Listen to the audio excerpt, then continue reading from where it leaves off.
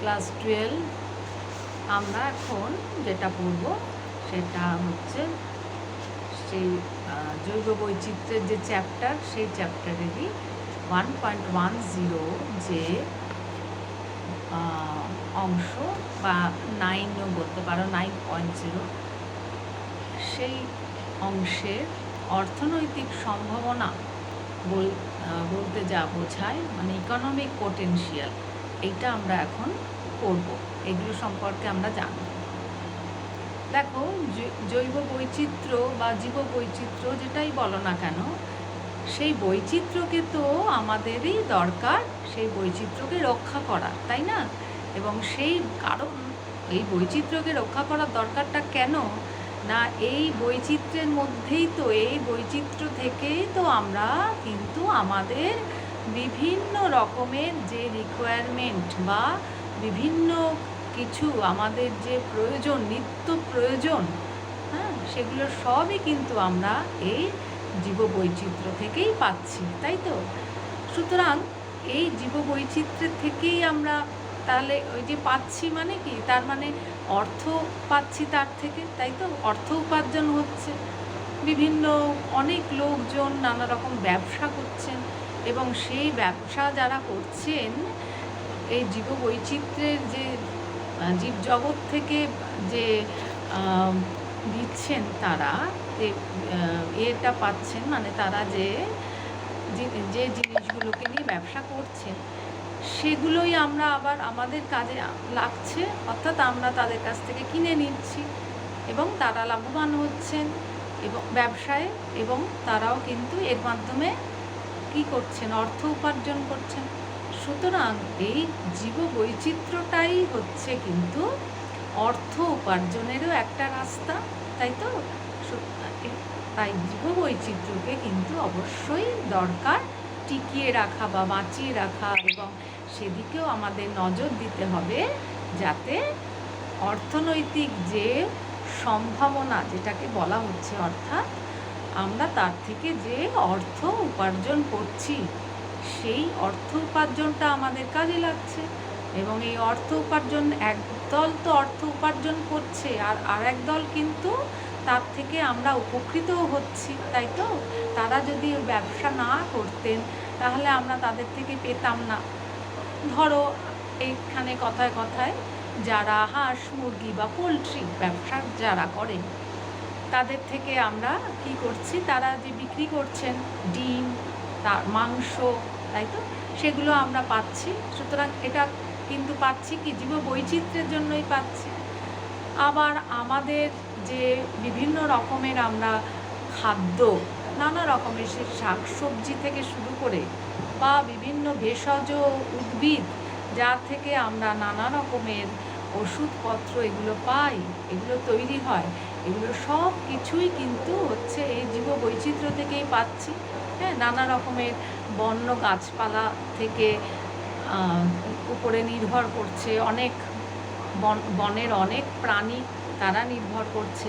তারপরে আমরা কাঠ পাচ্ছি, হ্যাঁ, সেই কাঠ থেকে, বিভিন্ন গাছ থেকে, বড় বড় বৃক্ষ থেকে আমরা যে কাঠ পাচ্ছি, সেই কাঠই আবার কি করছে আমাদের, সেগুলো থেকে আমরা সেই কাঠগুলো, মানে যে গাছ থেকে পাচ্ছি, সুতরাং আমরা কিন্তু সেই গাছগুলোকেও সংরক্ষণ করছি প্রথম অবস্থায়, এবং কাঠ কখন আমরা পাবো, যখন কিন্তু গাছটি পরিণত হয়ে গেছে, তখনই আমরা পাবো। তাহলে এই রকম নানাভাবে আমরা, ধরো বাদাম, কাঠ, তো এটা বললাম, তারপরে আঠা, এই ইত্যাদি, তোমরা যদি একটু ভাবো, একটু দেখো যে আমাদের চারপাশে কিন্তু সব কিছুই আমরা কিন্তু এই জীবজগৎ থেকেই পাচ্ছি, অর্থাৎ উদ্ভিদ থেকে বা প্রাণী থেকে। আমাদের খাদ্য বলো, আমাদের বাসস্থানের যে নানা রকম, ধরো একটা বাড়িতে যে আসবাবপত্র কাঠ দিয়ে তৈরি হয়, ইত্যাদি সব কিছু পাচ্ছি আমরা এই বৈচিত্র্য থেকে। তারপরে আমরা বাড়ি সাজানোর জন্য আমাদের দরকার কি, হাতির দাঁত থেকে আমরা কিছু কোনো সামগ্রী কিছু বানানোর জন্য, সাজিয়ে রাখার জন্য দরকার, সেগুলো আমরা পাচ্ছি। তারপরে দরকার হচ্ছে কখনো আমরা গাছপালা, বিভিন্ন রকমের গাছপালা এগুলো দিয়েও সাজাচ্ছি, সেখানে আমাদের যেরকম দরকার। আবার দেখো মধু, মোম এগুলো আমরা কী করে পাচ্ছি, কোথা থেকে পাচ্ছি? এগুলো কিন্তু আমরা পাচ্ছি কি জীব থেকেই, তাই তো, মৌমাছি থেকে। হ্যাঁ, তারপরে আবার ধরো সাপের কামড়ালে যে সেরে যায়, সেটাও কি সাপের বিষ থেকেই সেই ওষুধটা তৈরি হয়। তাহলে সেটাও কিন্তু তার জন্য কিন্তু দরকার কি জীববৈচিত্র্য থেকেই এটা, অর্থাৎ আমরা প্রকৃতি থেকেই এগুলো পাচ্ছি। তারপরে নানা রকমের পশুর শিং, হাড়, তারপরে অনেক সময় দেখা যায় চামড়া, সেগুলোও ব্যবহার করছি, তাই তো। এইভাবে আস্তে আস্তে আমরা প্রাণী জগৎকে যখন দেখলাম যে না, আমাদের তো অনেক প্রাণী আমাদের এইভাবে কাজে লাগছে, এগুলোকে তো আমাদেরকে কাজে লাগাতে হবে, আমরা তো এর থেকে অর্থ উপার্জন করতে পারছি, তাহলে কি করব, আমরা সেগুলোকে মানে ব্যবহার করার জন্য আমরা ছোট জায়গায় বা মাইক্রো লাইভস্টক যেটাকে বলা হচ্ছে, অর্থাৎ বাংলা হচ্ছে ক্ষুদ্র প্রাণী, সেগুলোকে আমরা কিন্তু অনেক মানুষ কিন্তু কী করছেন, সেগুলোকে বাড়িতে পালন করছেন, গৃহস্থরা এরকম পালন করছেন, হাঁস মুরগি এগুলো যেরকম পালন করছেন। তারপরে এগুলো কি মাংসের জন্য, ডিমের জন্য, তাই তো। তারপরে শুয়োর, গরু, এগুলো সমস্ত কিছু আমরা মাংসের জন্য অনেকে পালন করছে। তাহলে এগুলোকে বলা হচ্ছে মাইক্রো লাইভস্টক, যেগুলো কিন্তু আমরা মানুষ কিন্তু কি ছিল, এক সময় ছিল মানুষ এই সব প্রাণীর মাংস খাওয়ার জন্য, খাদ্যের চাহিদা মেটানোর জন্য কি করতো, তারা বন্য জন্তুকে গিয়ে একদম নির্বিচারে শেষ করতো, তাই তো। তার ফলে কি হলো, যে অনেক প্রাণী এইভাবে ধ্বংস হয়ে গেছে, যতটা দরকার তার থেকেও বেশি নেওয়া হচ্ছে, তার থেকেও বেশি মেরে ফেলা হচ্ছে। তখন এইটা দেখা গেল যে না, তাহলে তো এইভাবে প্রাণীকে হত্যা করলে তো জীববৈচিত্র্যের ক্ষতি, তাহলে সেই ক্ষতিটাকে আটকানোর জন্য তৈরি হলো কি মাইক্রো লাইভস্টক বা ক্ষুদ্র প্রাণী পালন ব্যবস্থা, সেটাকে বলা হচ্ছে মাইক্রো লাইভস্টক। এটা তাহলে তৈরি হলো, সুতরাং এটা তৈরি হওয়াতেও অনেক উপকার হলো।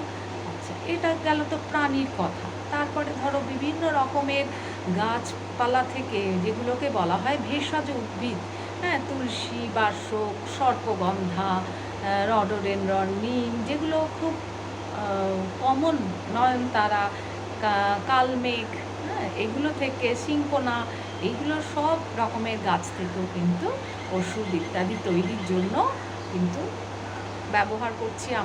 আমরা পাচ্ছি কোথা থেকে, উৎসটা কিন্তু সেই জীববৈচিত্র্য, অর্থাৎ জীবজগৎ থেকেই পাচ্ছি। উদ্ভিদ জগৎ, জীব বলতে কিন্তু উদ্ভিদ প্রাণী দুটোকেই বোঝায়, এটা খেয়াল রাখবে। যার জীবন আছে তাকেই বলা হচ্ছে জীব, তাই তো। সুতরাং প্রাণীকেও আমরা জীব বলবো, উদ্ভিদকেও কিন্তু আমরা জীব বলবো, এটা কিন্তু অবশ্যই মনে রাখবে। তাহলে আমরা কিন্তু জীব জগৎ থেকেই এই সমস্ত উপকারটা পাচ্ছি। আবার ধরো যে জায়গাতে খুব ঠান্ডার দেশ, পাহাড়ি জায়গা, তাই তো, সেখানে আবার সেই রকমের প্রাণী পালন করা হয়, যে প্রাণীর থেকে কি পাওয়া যায়, পশম বা গরম যে উল যেটা তৈরি হয়, তার পোশাক, কারণ গরম পোশাকটা খুব দরকার, সেগুলো কিছু আমাদের এখানেও আসে, কিন্তু সেটা পাহাড়ি জায়গাতেই বেশি প্রযোজ্য, তাই তো। এর ফলে দেখা গেল যে মানুষ, যে ঠান্ডায় যারা বসবাস করেন, তারাও কি করছিলেন, যে তারা নির্বিচারে অনেক প্রাণী একসাথে হত্যা করছে, এবং তার থেকে তাদের পোশাক, গরমের পোশাক বলতে গরম পোশাক, শীতের জন্য যেটা দরকার সেগুলো তৈরি করছিলেন। তার ফলে ওই প্রাণীর সংখ্যাটা কমে যাচ্ছিল। তখন দেখা গেল কি না, এইভাবে বন্য প্রাণীকে হত্যা না করে কিছু ক্ষেত্রে খামার ভিত্তিক, একটা খামার করে একটা বড় জায়গা, সেখানে সেই প্রাণীগুলোকে যদি খেতে দেওয়া হয়, খাদ্য দেওয়া হয়, ঘোরাফেরা করার ব্যবস্থা করা হয়, তাদের নিজেদের মধ্যে মেলামেশা করার যে সুযোগ যদি করে দেওয়া হয়, তাহলে কি সেই প্রাণীর পরবর্তী প্রজন্মের প্রাণীও জন্ম নেবে, এবং সেগুলোকে কী করা হবে, তাদের দেখভাল করা হবে যাতে তাদের কোনো রোগ ভোগ না হয়। হ্যাঁ, বৈজ্ঞানিকভাবে এইভাবে সংরক্ষণ করার এই যে প্রচেষ্টাটা, সেটাও তাহলে তখন থেকেই কী হলো, শুরু হয়ে গেল। সুতরাং মোদ্দা কথা হচ্ছে যে অর্থনৈতিকভাবে অর্থনৈতিক সম্ভাবনা যেগুলো রয়েছে, এখানে কিন্তু অর্থনৈতিক সম্ভাবনা বলতে প্রতিটা ক্ষেত্রেই যত উদ্ভিদ প্রাণী সবার কিন্তু অর্থনৈতিক কিছু না কিছু অর্থনৈতিক সম্ভাবনা রয়েছে। যেমন ধরো না, যদি বলো যে আচ্ছা এই তো এত তৃণ বা ঘাস, হ্যাঁ, সেটার কি অর্থনৈতিক সম্ভাবনা? হ্যাঁ, সেটারও আছে। কীরকম না, এই যে তৃণ বা ঘাস, এগুলো খেয়ে বড় হচ্ছে যেসব প্রাণী, সেই প্রাণীগুলো ধরো না কেন, ছাগল, ভেড়া, তারা তাই তো বড় হচ্ছে। সুতরাং তাদের থেকে কিন্তু আমরা আবার কি পাচ্ছি, আমরা মাংস পাচ্ছি, বা ভেড়ার লোম থেকে আমরা পোশাক তৈরি করছি, গরম পোশাক তৈরি করছি। তাহলে খুঁটিনাটি সমস্ত কিছুতেই কিন্তু একটা অর্থনৈতিক সম্ভাবনা রয়েছে। একসময় ছিল যে নির্বিচারে এই গাছপালাকে ধ্বংস করার জন্য প্রচুর অনেক গাছপালা কিন্তু অনেক কিছু কিন্তু এখন আর অস্তিত্ব নেই, অনেক প্রাণীও একদম বিলুপ্ত। কিন্তু তাও এখন কিন্তু চেষ্টা করা হচ্ছে যে প্রয়োজনীয় যেসব বিশেষ প্রয়োজনীয় যে গাছপালা, যে ঔষধি গাছ, এগুলোকে সংরক্ষণ করে বা এগুলোকে ভালো করে রক্ষণাবেক্ষণ করে আমরা যেরকম জৈব বৈচিত্র্যটাকেও বাঁচিয়ে রাখতে পারবো, আর সাথে সাথে সেগুলোর থেকে আমরা অর্থনৈতিকভাবে যে কী লাভবান হতে পারি, তার থেকে যে কী লাভ করতে পারি আমরা, অর্থনৈতিক কী জিনিস আমরা পাই তার থেকে, সেগুলো কিন্তু আমাদের একসাথেই দুটো কাজ হাসিল হচ্ছে, তাই তো?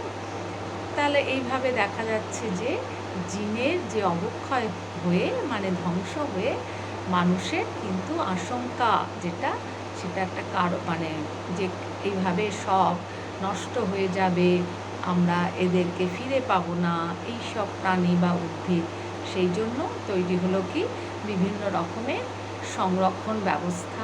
যেমন বাঘকে বাঁচিয়ে রাখার জন্য হচ্ছে ব্যাঘ্র প্রকল্প, কচ্ছপকে বাঁচিয়ে রাখার জন্য হচ্ছে ওইরকম কচ্ছপ প্রকল্প, কুমির প্রকল্প, বা পাখিকে বাঁচিয়ে রাখার জন্য এইভাবে হচ্ছে বার্ড স্যাংচুয়ারি বা মানে পাখিরালয় যেটাকে বলে বাংলাতে। এগুলো করার অর্থটা কি না, যাতে আমরা কিন্তু এই প্রাণীগুলো যেহেতু আমাদের উপকার করে, তাদেরকে যদি আমরা টিকিয়ে রাখি, তাদেরকে যদি আমরা বেঁচে থাকতে সাহায্য করি, তাহলে আমরা কিন্তু তার থেকে উপকারটাও পাবো।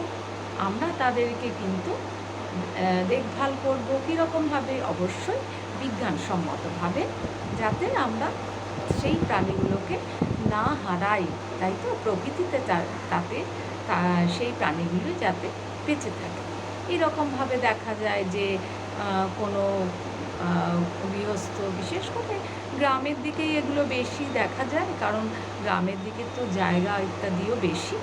সেখানে কিন্তু কী করছেন, ধরো মাছের কথাই ধরো না কেন, সেই মাছটাও তো জীববৈচিত্র্যেরই একটা অংশ, তাই তো? সেই একই পুকুরে নানা রকমের, তোমরা এর আগেই আমি তোমাদেরকে বলেছিলাম, নানা রকমের মাছ, ধরো 3 রকমের মাছ এরকম ছাড়া হলো, যে মাছগুলোর মধ্যে কোনো মাছ কী করছে, পুকুরের একদম নিচ থেকে খাদ্য গ্রহণ করছে, আবার কোনো মাছ রয়েছে উপরের দিক থেকে খাদ্য নিচ্ছে, আর কোনো মাছ রয়েছে মাঝখানের থেকে খাচ্ছে, মানে পুকুরের মাঝামাঝি জায়গায়। তাহলে কি কারোর সাথে কারোর কোনো বিবাদও হচ্ছে না, কিন্তু একই সাথে আমরা একই জায়গা থেকে 3 রকমের মাছ এরকম উৎপন্ন করতে পারছি, যাতে যেগুলোকে বলছে নিবিড় মৎস্য চাষ, এগুলো আমি তোমাদেরকে আগে বলেছি, আগের ভিডিওগুলোতে অবশ্যই এগুলো তোমরা শুনেছ বা এগুলো নিয়ে পড়াশুনোও করেছো। তো যাই হোক, সুতরাং আমাদের কিন্তু ইকোনমিক পোটেনশিয়াল বা অর্থনৈতিক সম্ভাবনা একটা বিরাট বড় রয়েছে এই জীববৈচিত্র্যের ক্ষেত্রে। আমরা তাকে কিন্তু ধ্বংস হতে দেব না, তাই তো? আমরা তাকে অবশ্যই বাঁচিয়ে রাখব এবং নানা রকমের উন্নয়ন করার জন্য এবং মানে যত রকমভাবে আমরা এর উন্নতি করতে পারি সেই সব উদ্যোগগুলো আমরা কিন্তু বিশেষ করে তোমরা যারা অল্প বয়স মানে ইয়ং জেনারেশন, তারাই কিন্তু এগুলোর দিকে এগিয়ে আসবে, তাই তো? এখন সেটাই হয়, তাই না? এই ধরো বিভিন্ন যে ঝড় হচ্ছে, হ্যাঁ, এই কিছুদিন আগে রিয়াস হলো, তার আগে আমফান ইত্যাদি ইত্যাদি তো হচ্ছেই। সেই সময় যেরকম মানুষ এক জায়গা থেকে তাদেরকে শিফট করে অন্য জায়গায় রেস্কিউ সেন্টারে নিয়ে যাওয়া হয়, সেই রকম কিন্তু তাদের যে গৃহস্থ প্রাণী, দেখবে অনেক সময়তে কাগজেও ছবি দেয় বা টিভিতে দেখা যায় যে সেই মানুষ কিন্তু সেই ব্যক্তি তার কিন্তু বাড়িতে বেশ কিছু হাঁস মুরগি বা তিনি গরু পুষছেন, হ্যাঁ, গরুর থেকে দুধ পাবেন, তাই তো? এবং সেই দুধ থেকে দই, ছানা, মিষ্টি এসব তৈরি হবে, কতটা উপকার পাওয়া যায়। তখন সেগুলোকেও কিন্তু সাথে সাথে ওনারা নিরাপদ জায়গায় নিয়ে যাচ্ছেন, কারণ সেগুলো তো তাদের অর্থ যোগান করবে, তাই তো? এবং তাদের যেরকম অর্থ যোগান করবে আর আমাদেরও সেটা কাজে লাগবে, আমরাও তার থেকে উপকৃত হব। সুতরাং জীববৈচিত্র্যের অর্থনৈতিক সম্ভাবনাটা কিন্তু খুবই গুরুত্বপূর্ণ। সুতরাং আমরা তাকে কিন্তু অবশ্যই রক্ষা করব, ঠিক আছে?